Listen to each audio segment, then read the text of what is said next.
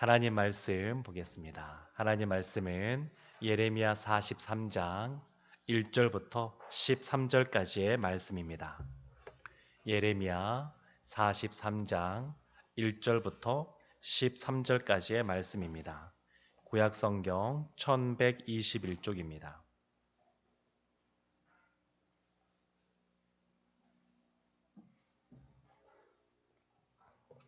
저와 여러분이 한 절씩 말씀을 교독하겠습니다. 제가 1절 말씀부터 보도록 하겠습니다. 예레미야가 모든 백성에게 그들의 하나님 여호와의 말씀 곧 그들의 하나님 여호와께서 자기를 보내사 그들에게 이르신 이 모든 말씀을 말하기를 마치니 호사의 아들 아사랴와 가랴의 아들 요하난과 모든 오만한 자가 예레미야에게 말하기를 내가 거짓을 말하는도다.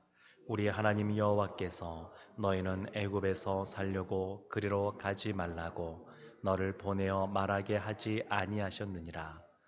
이는 네리야의 아들 바룩이 너를 부추겨서 우리를 대적하여 갈대아 사람의 손에 넘겨 죽이며 바벨론으로 붙잡아 가게 하려 함이라. 이에 가랴의 아들 요하난과 모든 군 지휘관과 모든 백성이 유다 땅에 살라 하시는 여호와의 목소리를 순종하지 아니하고 가랴의 아들 요하난과 모든 군 지휘관이 유다의 남은 자 곧 쫓겨났던 여러 나라 가운데에서 유다 땅에 살려 하여 돌아온 자 곧 남자와 여자와 유아와 왕의 딸들과 사령관 느부사라다니 사반의 손자 아이감의 아들 그다랴에게 맡겨둔 모든 사람과 선지자 예레미야와 네리야의 아들 바룩을 거느리고 애굽 땅에 들어가 다바네스에 이르렀으니 그들이 여호와의 목소리를 순종하지 아니함이러라. 다바네스에서 여호와의 말씀이 예레미야에게 임하여 이르시되 너는 유다 사람의 눈앞에서 내 손으로 큰 돌 여러 개를 가져다가 다바네스에 있는 바로의 궁전 대문의 벽돌로 쌓은 축대에 진흙으로 감추라.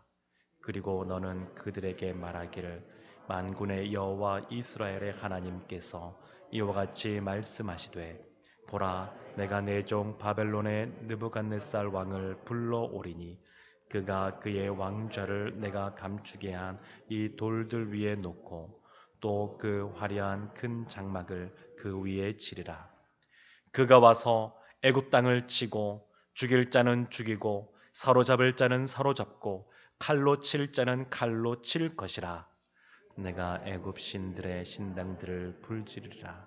느부갓네살이 그들을 불사르며 그들을 사로잡을 것이요 목자가 그의 몸에 옷을 두름같이 애굽 땅을 자기 몸에 두르고 평안히 그곳을 떠날 것이며. 함께 보겠습니다. 그가 또 애굽 땅 베세메스의 석상들을 깨뜨리고 애굽 신들의 신당들을 불사르리라 하셨다 할지니라 하시니라. 아멘. 오늘은 어제 말씀에 이어지는 말씀인데 이 요하난이라고 하는 이 남은 자들, 유대의 남은 자들을 대표하는 그런 지휘관인 이 요하난이 또 그의 백성들이 예레미야에게 어, 기도를 부탁했었습니다. 우리가 애굽으로 내려가야 될지 말아야 될지 하나님께서 말씀하시는 대로 우리가 좋든지 우리에게 좋지 않든지 순종하겠노라고, 하나님 말씀에 따르겠노라고 하나님께 응답을 좀 받아달라고 부탁을 했습니다. 그리고 하나님 앞에 이 예레미야가 기도했는데 하나님이 즉시 응답하신 것이 아니라 열흘이라고 하는 시간을 주셨습니다. 그래서 열흘 뒤에 하나님께서 말씀을 하시는데 그 내용이 이 요하난과 이 유다의 남은 자들이 원하는 내용과 다른 것이었습니다. 그래서 애굽으로 내려가지 말라고, 이 땅에 남아 있으라고. 근데 이 말을 들은 이 요하난과 그 유다의 남은 백성들이 보인 반응이 있는데 두 가지 말을 합니다. 2절 말씀 보면 이런 말씀이 있습니다. 하반절에 내가 거짓말을 말하는도다. 예레미야에게 거짓말을 말한다고 이렇게 말하는 겁니다. 예레미야는 그동안 하나님께서 바벨론에 항복하라, 남유다를 향하여 이렇게 선포하라고 하셨고 오랫동안 이렇게 선포했는데 결국 그 예언대로 성취가 되었습니다. 예루살렘이 무너지게 되었고 바벨론의 나라가 망하게 되었습니다. 그래서 누구도 예레미야가 참 선지자가 아니다, 하나님의 선지자가 아니다 이렇게 생각할 수가 없었습니다. 그래서 이 요한왕과 다른 사람들도 참 선지자, 다른 거짓 선지자들과 다르게 하나님의 말씀을 바로 선포했던 그 예레미야, 그 참 선지자에게 기도 부탁을 했던 겁니다. 그런데 본인이 원하는 것과 다르게 하나님의 말씀이 선포되어지니까 받아들이기 어려운 겁니다. 참 선지자이긴 한데 받아들이기 어려운 겁니다. 그래서 뭐라고 말한 거냐면 예레미야 선지자에게 거짓을 말하는도다. 이것이 첫 번째고요. 두 번째가 있습니다.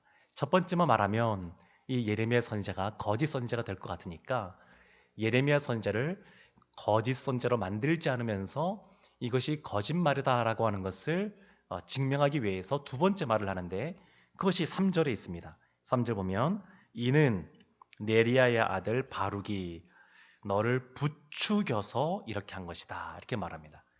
이 바룩이 누구냐면 오랫동안 예레미야와 함께 동역했던 사람입니다. 예레미야가 이 감옥에 갇혀 있으면 대신 하나님의 말씀을 받아 적고 또 예레미야를 대신하여 또 성전이나 이런 곳에 가서 하나님의 말씀을 대신 읽기도 하던 그 믿음의 동력자입니다. 그 바룩인데 이 바룩이 너를 부추겨서 너로 하여금 이렇게 거짓말을 하게 한 것이다. 이렇게 말을 교묘하게 이렇게 바꾸고 결국 그 말을 듣지 않습니다. 그래서 하나님께서는 이 요한왕과 그 백성들을 향하여 뭐라고 말씀하시냐면 두 번 반복해서 나오는데 4절 하반절 보면 이렇게 나옵니다. 여호와의 목소리를 순종하지 아니하고 7절에도 보면 하반절에 여호와의 목소리를 순종하지 아니하였음이라. 여호와의 목소리를 순종하지 않은 겁니다. 그리고 그 사이에 여호와의 목소리를 순종하지 않았다 그 사이에 5절과 6절 말씀이 뭐냐면 유다에 남은 모든 자들을 데리고 애굽으로 내려갔다 그 내용이 나옵니다. 그리고 그 모든 사람들 중에서는 원하지 않았지만 본인 뜻대로 원했던 건 아니지만 이 예레미야와 바룩도 잡아서 끌고 갑니다. 그래서 이 예레미야도 애굽으로 끌려가게 됩니다. 바벨론에 의해서 포로로 잡혀가다가 풀려났었는데 지금은 자기 동족들에 의해서 또 끌려가지고 애굽으로 가게 됩니다. 그러니까 이렇게 내려간 것이 하나님의 말씀에 순종하지 않았다는 것을 드러내기 위해서 앞과 뒤에 여호와의 말씀을 순종하지 않았다 이렇게 강조해서 말씀하고 있는 겁니다. 참 안타깝습니다. 이 요한안이라는 사람이 어떤 사람이냐면 나라가 망할 때에 그 이방 지역에 쫓겨서 가기도 하고 또 도망가기도 하고 그런 사람들이었는데 그래도 그다랴라고 하는 총독이 세워지고 또 그가 사람들을 불러 모을 때에 그래도 그 말씀에 순종하겠노라고 이야기하고 모인 사람입니다. 그리고 이스마엘이라고 하는 사람이 암몬 왕에 의해서 모반을 꿈꾸고 있을 때에 암살을 꿈꾸고 있을 때에 그것도 알려준 사람입니다. 그리고 이스마엘이 그 유다의 남은 사람을 끌고 암몬으로 내려가려고 할 때에 그를 쳐가지고 유다의 남은 사람들, 그 백성들을 구원한 사람이 이 요한안입니다. 그리고 요 바로 앞에 보게 되면 믿음의 고백을 하는 것처럼 보입니다. 하나님이 말씀하시면 우리가 그 말씀에 순종하겠습니다. 우리 어떤 경험이나 우리 어떤 상황에 의해서 우리가 둘러봤을 때에 유리한 것을 결정하는 것이 아니라 하나님의 말씀이면 순종하겠습니다. 이렇게 말했던 사람입니다. 그런데 이 사람이 결국 가장 중요한 순간에 가니까 본인의 이익에 위배되는 것 같은 하나님 말씀이 주어지니까 그 말씀을 거부하는 안타까운 일이 벌어집니다. 그래서 2절 말씀 보게 되면 이와 같은 사람을 뭐라고 표현하냐면 한 단어로 이렇게 표현합니다. 요한왕과 모든 오만한 자가, 오만한 자라고 표현합니다. 오만한 자. 시편 1편 1절과 2절 말씀에 이런 말씀이 있습니다. 복 있는 사람은 악인들의 꾀를 따르지 아니하며 죄인들의 길에 서지 아니하며 오만한 자들의 자리에 앉지 아니하고 오직 여호와의 율법을 즐거워하여 그의 율법을 주야로 묵상하는 도다. 복 있는 사람은 오만한 자의 자리에 앉지 아니한다. 이렇게 고백하고 있습니다. 그러니까 이 요한아는 결국 복이 없는 사람의 모습으로 성경에 기록되어지게 되었습니다. 이 모습은 이 예레미야 선지자와 참 극명하게 대조를 이룹니다. 예레미야도 하나님께 부름 받았을 때에 별로 내키하지 않았습니다. 예레미야 1장을 보게 되면 하나님이 예레미야를 불렀습니다. 내가 너를 선지자로 세우겠다. 근데 예레미야가 거기에 대해서 굉장히 마음이 어려워합니다. 그래서 이렇게 고백합니다. 예레미야 1장 5절과 6절 말씀인데요. 내가 너를 모태에 짓기 전에 너를 알았고 내가 배에서 나오기 전에 너를 성별하였고 너를 여러 나라의 선지자로 세웠노라 하시기로 내가 이르되 슬프도소이다 주 여호와여 보소서 나는 아이라 말할 줄을 알지 못하나이다 하니. 하나님이 모세를 부를 때에 모세가 기뻐하는 것이 아니라 하나님 저는 입도 둔하고요 그리고 능력도 없고요 이런 말을 합니다. 별로 내키하지 않는 겁니다. 마음이 불편한 겁니다. 본인에게 유익이 될 것이 없다고 생각하는 겁니다. 지금 이 예레미야도 그랬습니다. 선지자로 세워졌다라고 하는데 선지자의 삶이 하나님께 부름받은 선지자의 삶들이 그렇게 세상에서 보는 것 같이 떵떵거리며 사는 삶들이 아니었습니다. 엘리사 선지자도 원래 거부였는데 하나님께 부름받은 다음에 그 모든 것을 팽개치고 그냥 엘리야가 남긴 겉옷 하나 들고 그냥 일평생 사역을 했습니다. 예레미야 선지자도 결국 이 애굽으로 끌려가서 다시 돌아오지 못하고 애굽에서 죽은 것 같습니다. 그러니까 어찌 보면 이 선지자의 삶이 그렇게 세상적인 관점에서 볼 때 아주 이렇게 형통해 보이는 그러한 삶은 아닐지도 모르겠습니다. 그러니까 예레미야도 그것을 알고 있으니까 본인은 이때 나이가 한 20살쯤 되었을 때인데 아이라고 말할 줄을 모른다고 이렇게 말했던 것을 볼 수 있습니다.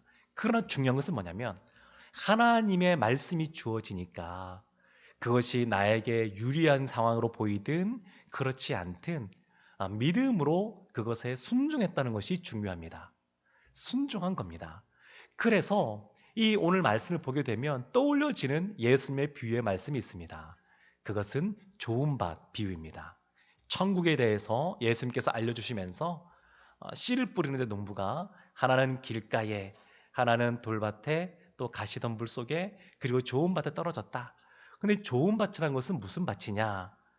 착하고 좋은 마음이어서 하나님 말씀을 들었을 때에 순종하고 인내함으로 결실을 맺는 마음이 좋은 마음이다. 이렇게 알려주셨습니다. 그래서 우리의 마음밭이 참 중요합니다. 우리의 마음밭을 잘 기경해야 됩니다. 제가 이렇게 우리 교회 와서 이게 뵈니까 우리 성도님들의 마음밭이 참 좋으신 것 같습니다. 이 새벽에 나오신 분들도 당연히 그런 것 같습니다.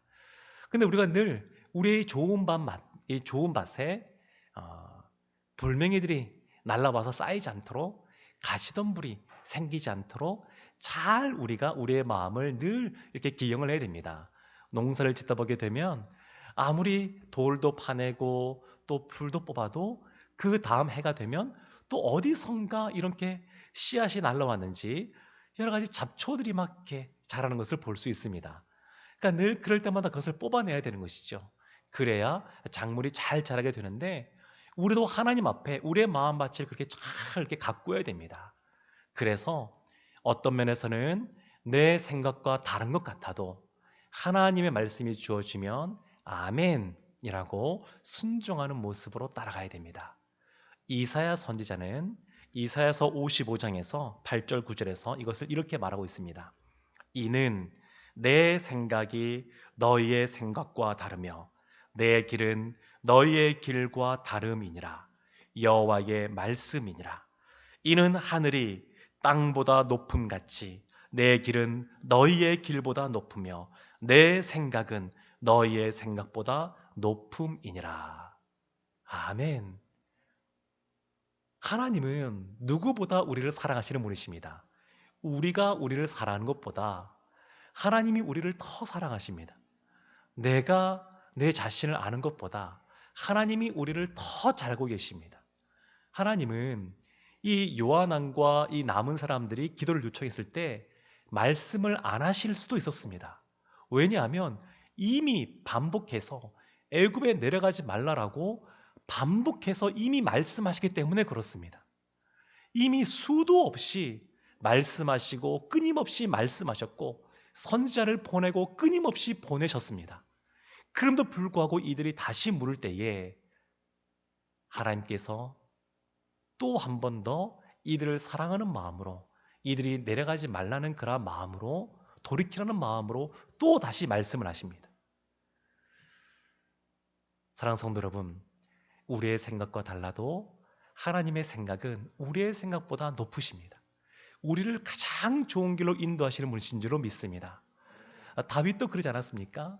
그래서 자신의 인생을 돌이켜보니까 사울 왕에 쫓기기도 하고 곰과 사자와 어렸을 때부터 싸우기도 하고 또 많은 전쟁을 치르고 그려봤지만 돌이켜보니까 내 삶에 부족함이 없구나.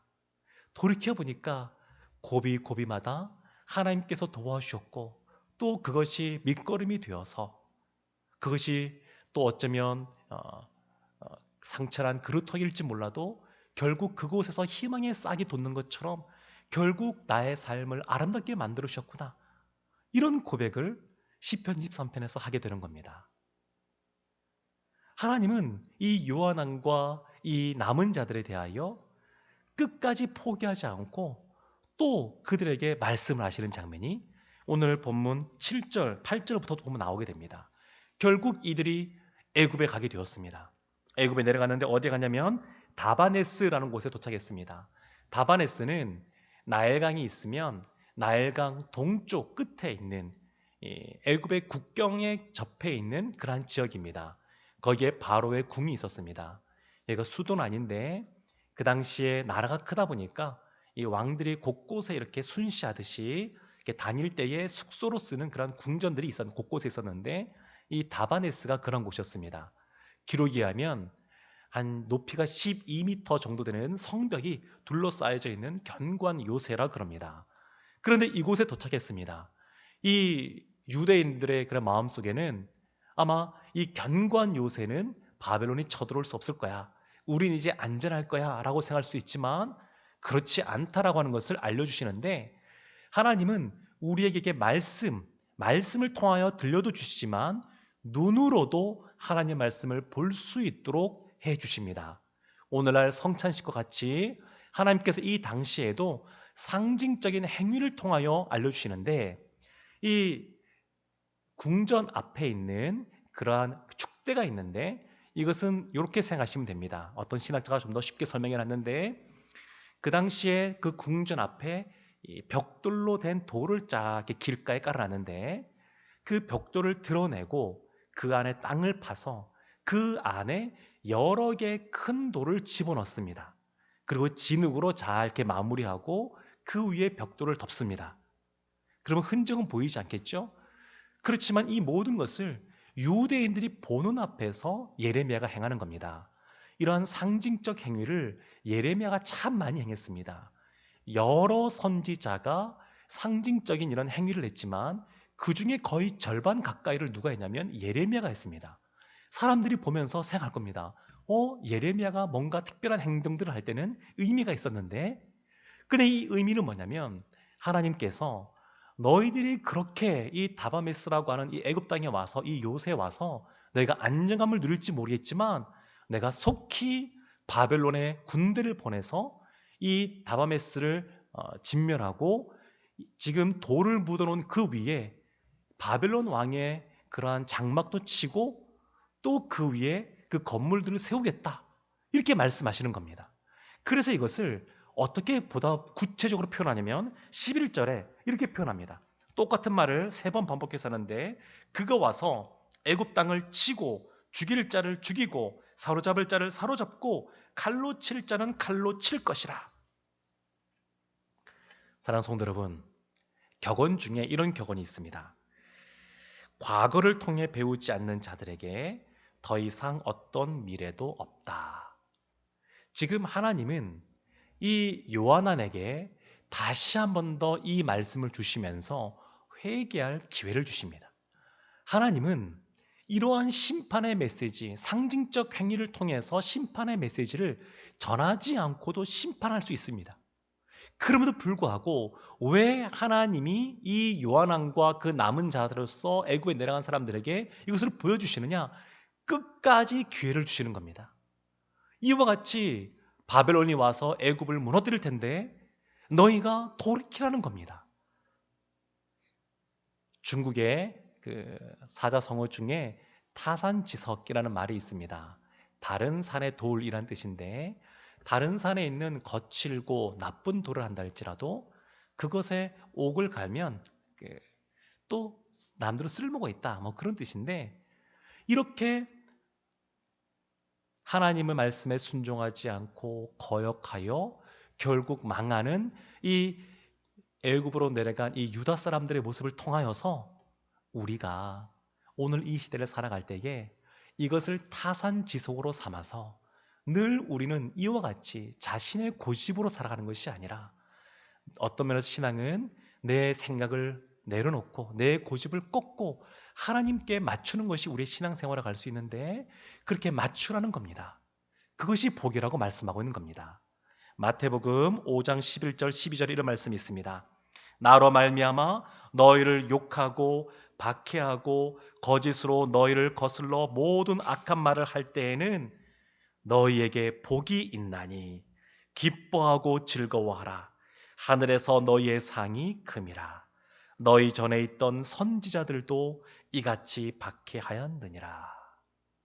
사랑하는 성도 여러분, 아무리 이 세상이 우리를 어렵게 하고 힘들게 하고 우리에게 놓이는 문제가 큰 것처럼 보일지 몰라도 예수님 믿는 우리에게 결국 하나님이 기쁨을 주실 줄로 믿습니다.